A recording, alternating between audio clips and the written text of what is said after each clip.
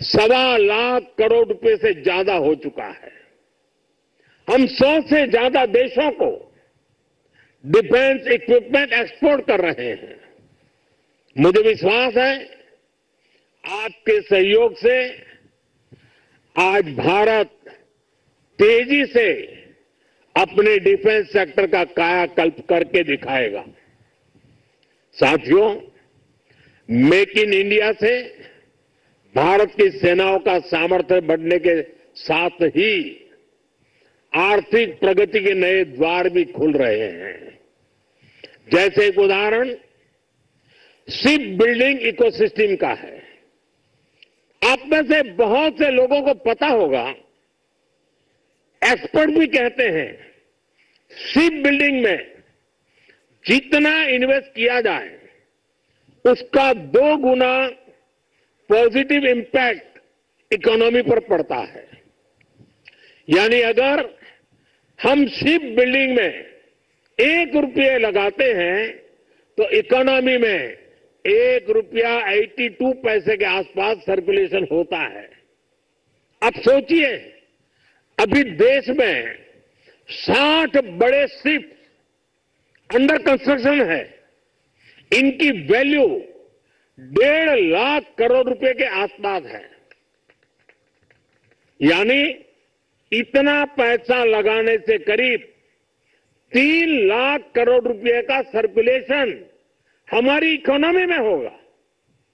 और रोजगार के मामले में तो इसका 6 गुना मल्टीप्लायर इफेक्ट होता है।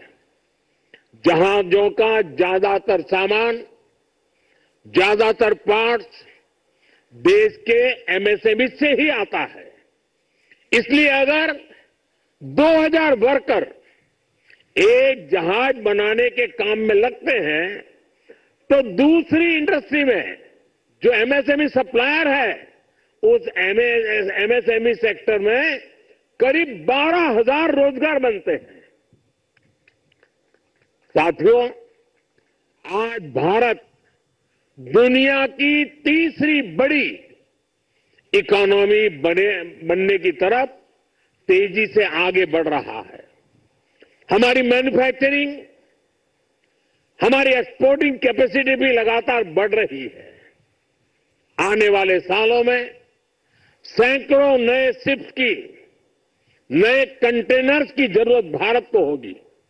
इसलिए पोर्ट लेड डेवलपमेंट का मॉडल हमारी इकोनॉमी को गति देने वाला है, रोजगार के हजारों नए मौके बनाने वाला है। साथियों, इस क्षेत्र में कैसे रोजगार बढ़ रहा है, इसका एक उदाहरण सी फेरर्स की संख्या भी है। 2014 में भारत में सी फेरर्स की संख्या 1.25 लाख से भी कम थी। आज ये 2 गुने से भी अधिक बढ़कर लगभग 3 लाख तक पहुंच चुकी है। आज भारत सी फेरर्स की संख्या में विश्व में टॉप 5 में आ गया है। साथियों, हमारी सरकार का तीसरा कार्यकाल अनेक बड़े निर्णयों के साथ शुरू हुआ है। तेज गति से हमने नई नीतियां बनाई है। देश की जरूरतों को देखते हुए नए कार्य शुरू किए हैं। देश के हर कोने, हर सेक्टर का विकास हो, इस लक्ष्य के साथ हम चल रहे हैं। पोर्ट सेक्टर का विस्तार भी इसका ही हिस्सा है। हमारे तीसरे टर्म के पहले बड़े फैसलों में से था महाराष्ट्र के वाढवण पोर्ट को मंजूरी। 75,000 करोड़ रुपए के खर्च से इस आधुनिक पोर्ट के निर्माण का काम शुरू भी हो चुका है। इससे भी महाराष्ट्र में रोजगार के हजारों नए अवसर बनने वाले हैं। साथियों, बहुत लंबे समय तक बॉर्डर और कोस्टलाइन से जुड़े कनेक्टिविटी इंफ्रास्ट्रक्चर पर उतना ध्यान नहीं दिया गया। बीते 10 सालों में इसके लिए भी अभूतपूर्व काम हुआ है। 2 दिन पहले ही मुझे जम्मू कश्मीर में सोनमार्ग टनल का लोकार्पण करने का अवसर मिला है। इससे करगिल, लद्दाख जैसे हमारे सीमावर्ती इलाकों तक पहुंचना, उसमें बहुत आसानी होगी, सुलभ होगी।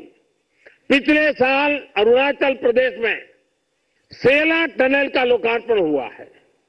ये एलएसी तक हमारी सेना की पहुंच को आसान बना रही है।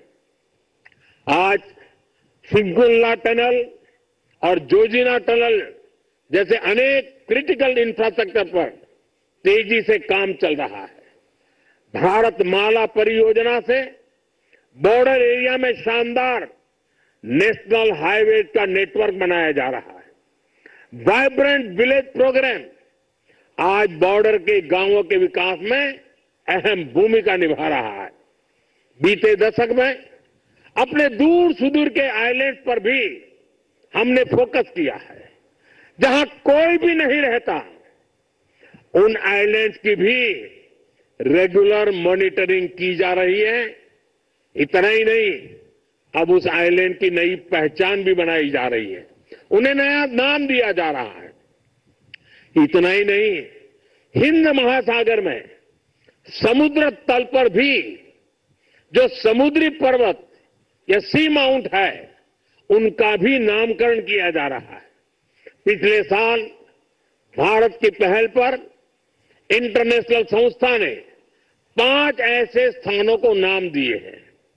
हिंद महासागर में अशोक सी माउंट, हर्षवर्धन सी माउंट, राजराजा चोल सी माउंट, कल्पतरु रीज और चंद्रगुप्त रीज भारत का गौरव बढ़ा रहे हैं।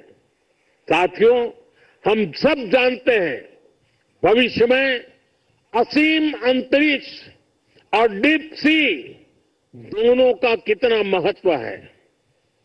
इसलिए आज स्पेस और डीप सी दोनों जगह भारत अपनी क्षमताओं को बढ़ा रहा है। हमारा समुद्रयान प्रोजेक्ट वैज्ञानिकों को समंदर में 6000 मीटर की उस गहराई तक ले जाने वाला है जहां कुछ ही देश पहुंच पाए हैं। यानी भविष्य की किसी भी संभावना पर काम करने में हमारी सरकार कोई कसर बाकी नहीं छोड़ रही है। साथियों, 21वीं सदी का भारत पूरे आत्मविश्वास के साथ आगे बढ़े, इसके लिए ये बहुत जरूरी है कि हम गुलामी के प्रतीकों से भी मुक्त हो। और हमारी नौसेना ने इसमें भी नेतृत्व दिखाया है। नौसेना ने अपने ध्वज को छत्रपति शिवाजी महाराज की गौरवशाली परंपरा से जोड़ा है। नेवी ने एडमिरल रैंक के एप्लेट भी छत्रपति शिवाजी महाराज की परंपरा के अनुसार रिडिजाइन किए हैं। मेक इन इंडिया का अभियान, भारत की आत्मनिर्भरता का अभियान भी गुलामी की मानसिकता से मुक्ति को बढ़ावा देता है। मुझे विश्वास है आप सभी ऐसे ही देश को गौरव से भरे पल देते रहेंगे। हर वो काम